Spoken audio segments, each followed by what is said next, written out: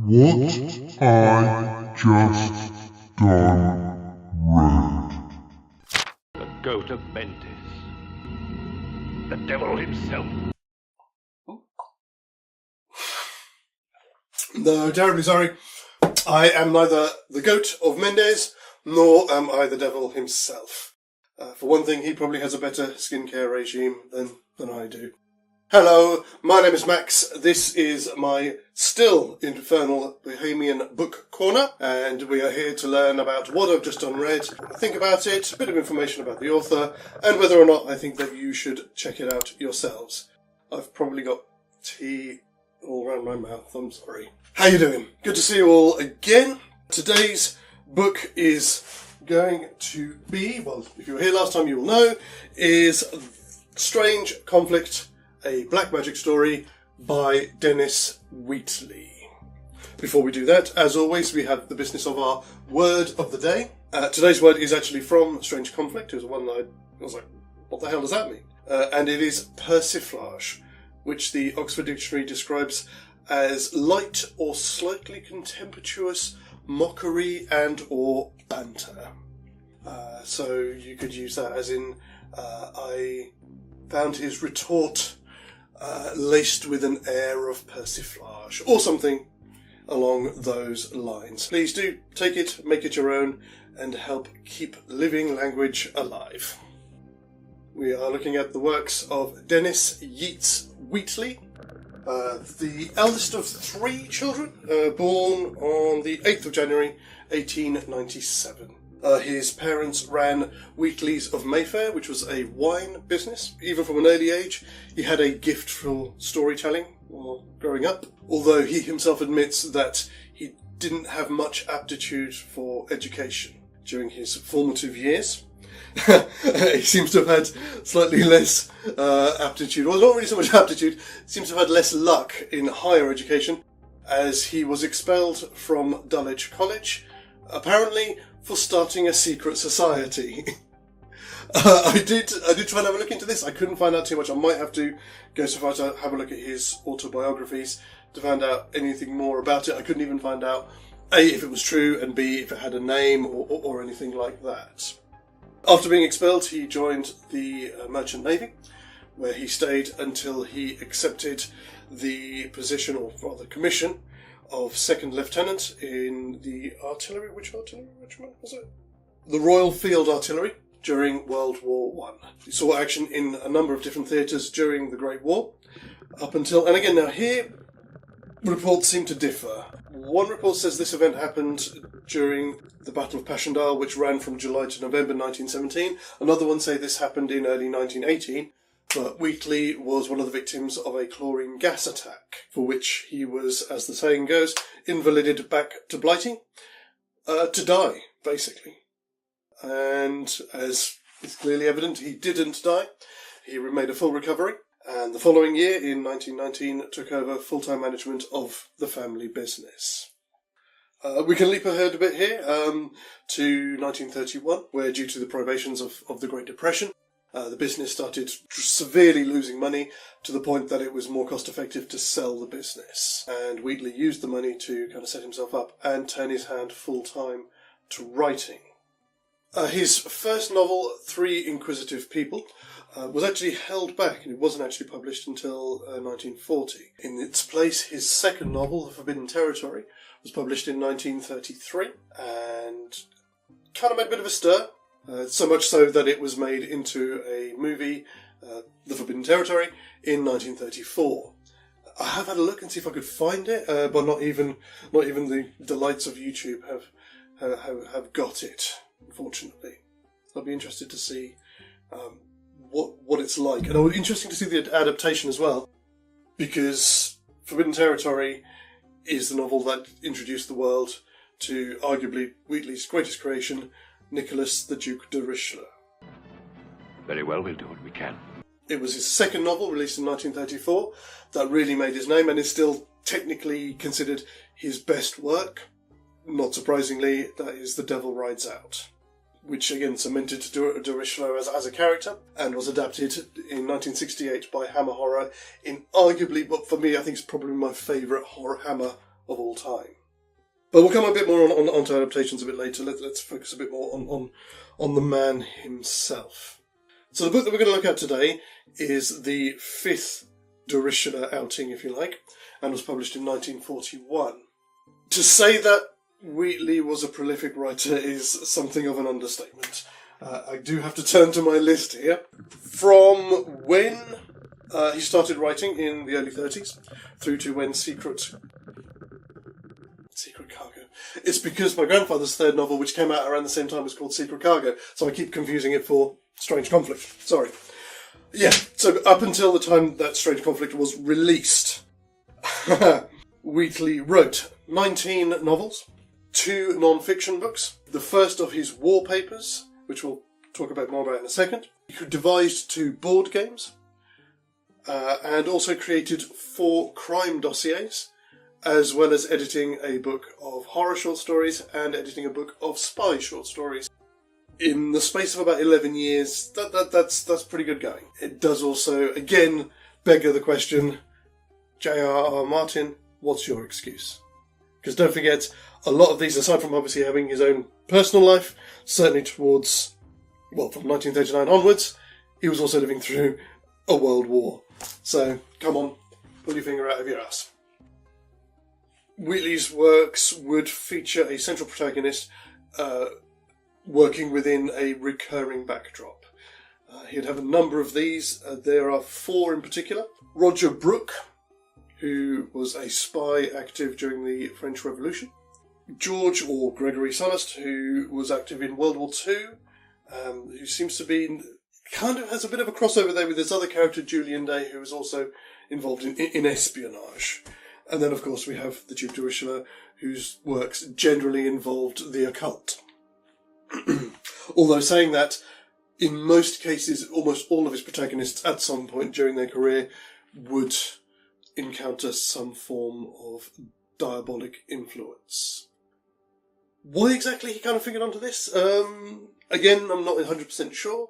It was obviously something that took his fancy, although in several places, including in the intro to Strange Conflict, he does say that he has never attended a black mass or anything like that, and warns against anybody who shows any interest in dabbling in the occult, whether black or white, is to be very, very careful of what they're getting themselves into. It's generally accepted that and he does say himself, that he had already read extensively on ancient religions, and in preparation for his chosen line of prose, I don't know if that's right, his chosen genre, should I say.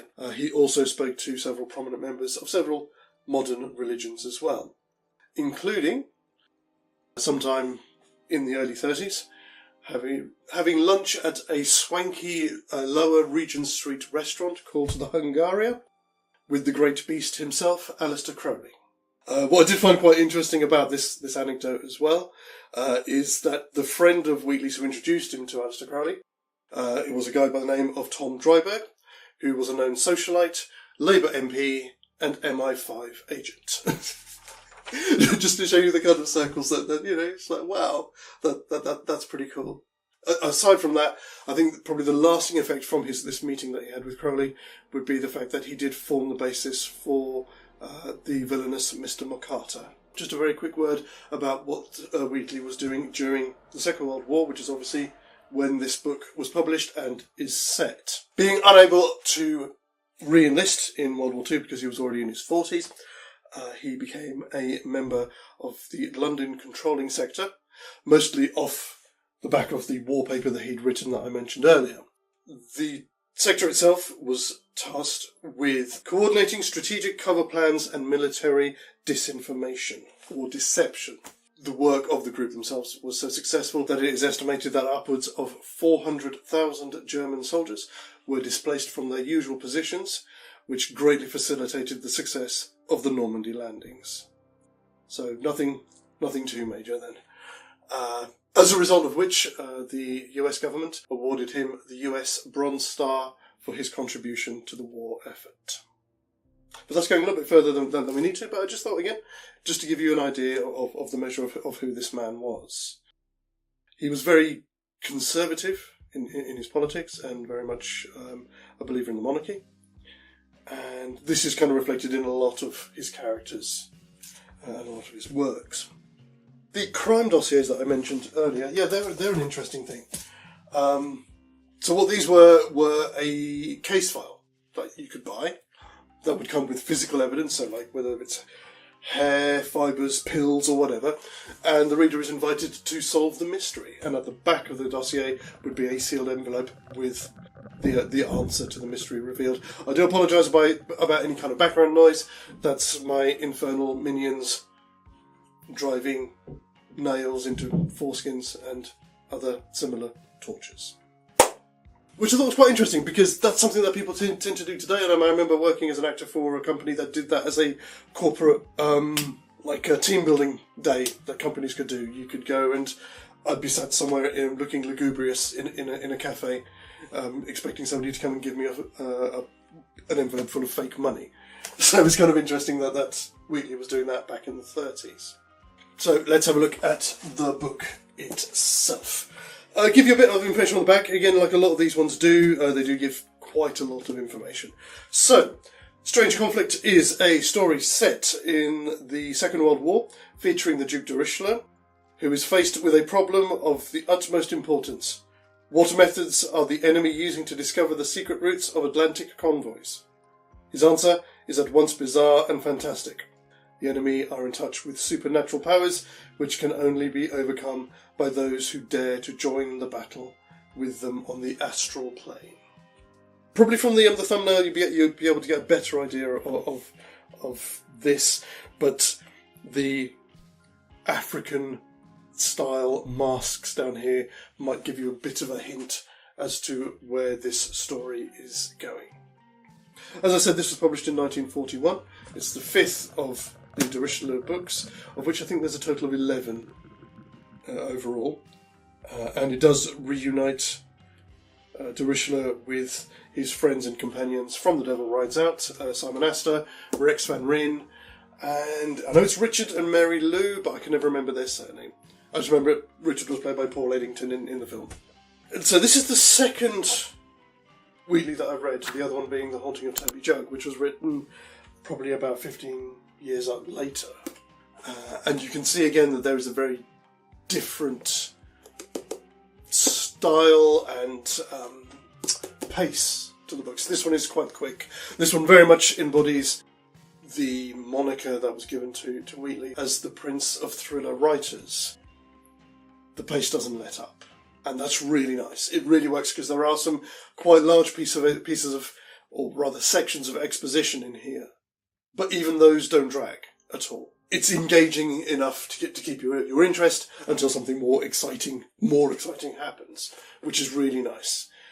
And I've no doubt that a lot of the facts within some of the exposition that he talks about, especially with reference to certain places and the history of certain peoples, is probably pretty much on the money.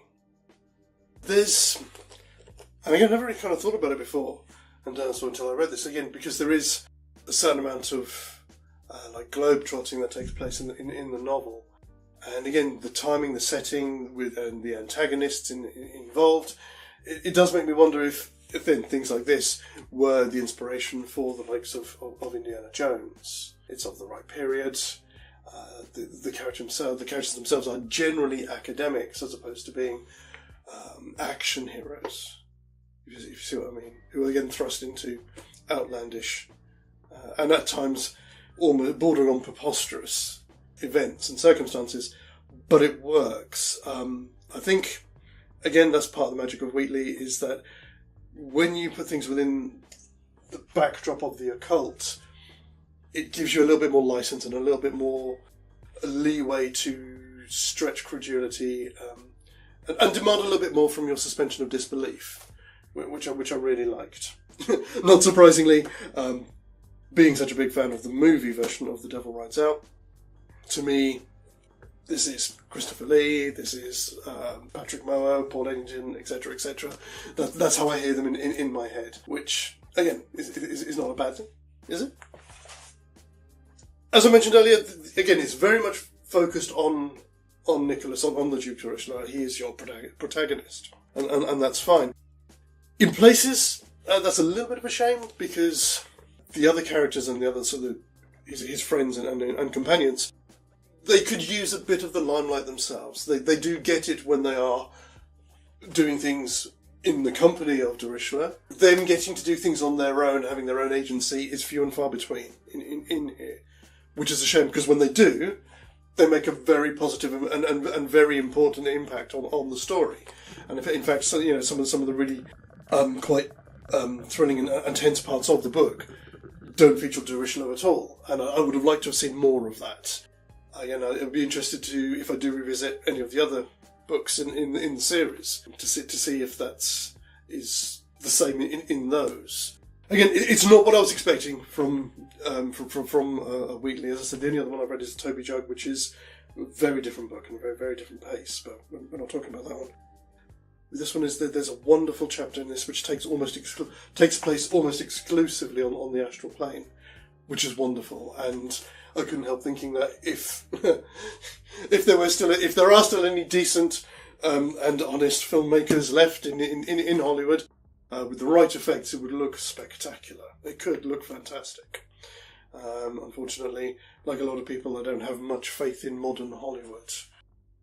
What I would say about this is, before I kind of like discuss anything about the ending, nothing specific, just my feelings on it, is to remember that this is, and I hate the expression of its time, but it is of its time. There is certain language in here that the terminally offended will be offended by, or potentially offended by. And I have heard that there is a plan to possibly re-release a new edition of pretty much all of Wheatley's works. Although I was rather dismayed to hear that may have been delayed because they're going to be edited. So if you do want to find out about these books, and if you are interested in his works, jump online, find any second-hand bookshops that you can online or in physically, and get the actual copies as the author intended, not edited for children. That's the one thing I suppose, again, it's the only kind of downside really, aside from the little bit there I said about his companions not quite having the agency that I would have liked. Like a lot of books at this time, there's a tendency to have a massive rush to the end. And that's the same here. The build-up is wonderful and it's perfectly paced, and it does make you feel anxious and desperate to see what's going to happen. And then it's all over. And that's a shame. I think that the denouement deserved to be allowed to breathe a bit more. And the aftermath of that as well is kind of the same. It's very patriotic, and it's probably what people needed to hear and to read in 1941.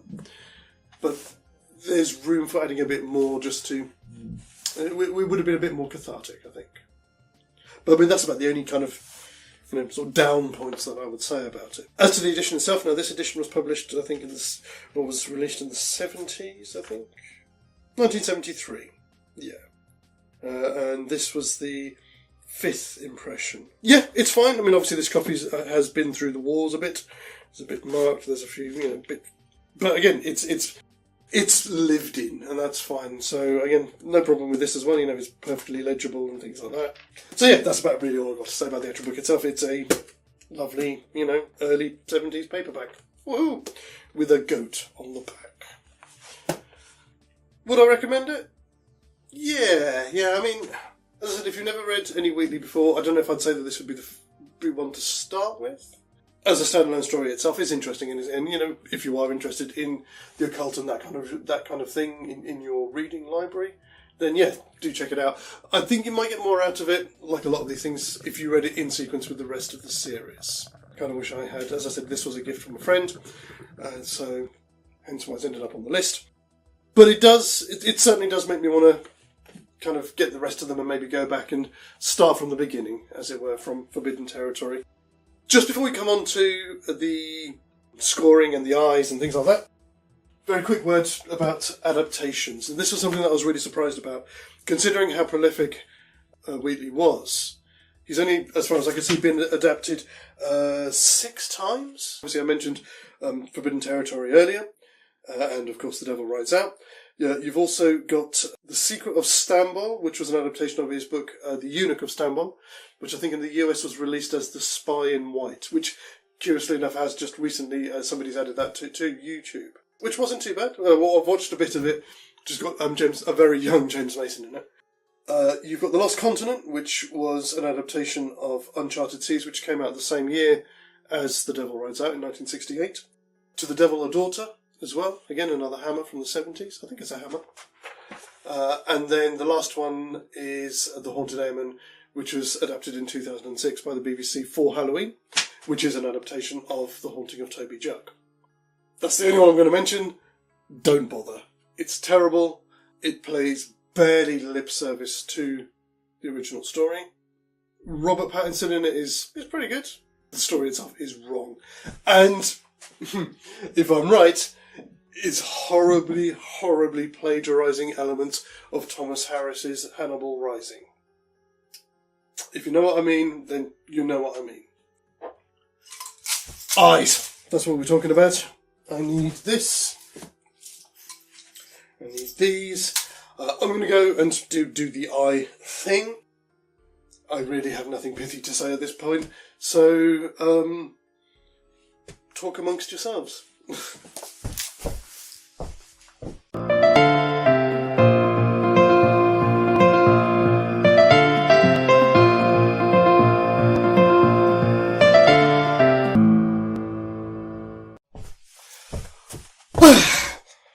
And we're back in the room, as it were.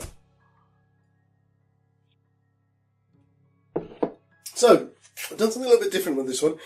Unfortunately, I only have 4 different sizes of eyes. I really need another one, if I can find one. So, that being the case, and also considering the subject matter, I've had to give this one a 3rd eye. This is kind of to represent that I did like his story, I did enjoy it. It's better than the second smallest eye, but not quite. I didn't enjoy it quite enough to give it the second largest eye. So that's simply to reflect that it's somewhere in the middle. This would be effectively the 3rd eye that I don't have in terms of the eye sizes that I do have. And then second largest eye for the book itself. Again, it's been a bit lived in, as I say, but otherwise it's an okay copy, of the book. But there we go. That's going to confuse people. Hopefully by the next time I will be able to find a 5th size of eye so I can start doing these as a proper scale. As I mentioned as well last time, I have now moved my list to here. There we go. And left plenty of room to fill it up with more books. A total of 1,198 potentially. So let's see how far we get before I have to start doing these from the other side, as it were. So that being the case, I do also have a new notebook. It's like a little personal as well. Oh, look at that. Do you want one? Okay, well, let me know. What was I going to say? Yes, last thing, very, very last thing, before we look at what's coming up next. On a bit of a personal note with regards to this, I was quite surprised. So anyone who knows me and who knows about the other side of my business that I do, Xadrum, which is my small publishing business, will know that all started with my grandfather, Frederick Rudd, with his works from the early 30s, or rather, early 30s. His works from 1940 onwards. Certainly, as some of my grandfather's later works, I always felt that there was a slightly similar feel to the works of Wheatley. As it turns out, they were both published by the same publisher, by Hutchinson. So it would have been writing and publishing at the same time. And I do now wonder whether, certainly some of my grandfather's later works, were they an attempt to play a bit off of Wheatley's success. I don't know. Again, no way of finding out, but that's just that. Oh yes! Last things. Completely forgot to mention, nice nod in this to Arthur Machen, and also forgot to mention that amongst his influences, Wheatley does also cite one of my favourite authors, William Hope Hodgson. In fact, it took me ages to realise this, from The Devil Rides Out, the unknown last line of the Susama ritual is taken almost verbatim from Hodgson's Carnegie the Ghost Finder. I will shut up now about Wheatley, and we will talk about what's coming up next. And what's coming up next, as I think I mentioned on a few episodes ago, as we've had no responses to our request for novels by Kurt Vonnegut, I have literally just gone out and bought Slaughterhouse 5. I have started reading, it's a bit strange, but we will see where it takes us. That's it! I'm going to kind of be hanging around in World War II, it seems like. So I'm going to get my tin hat and hide in a subway. Not that type of subway. Somewhere. Until next time, get thee gone.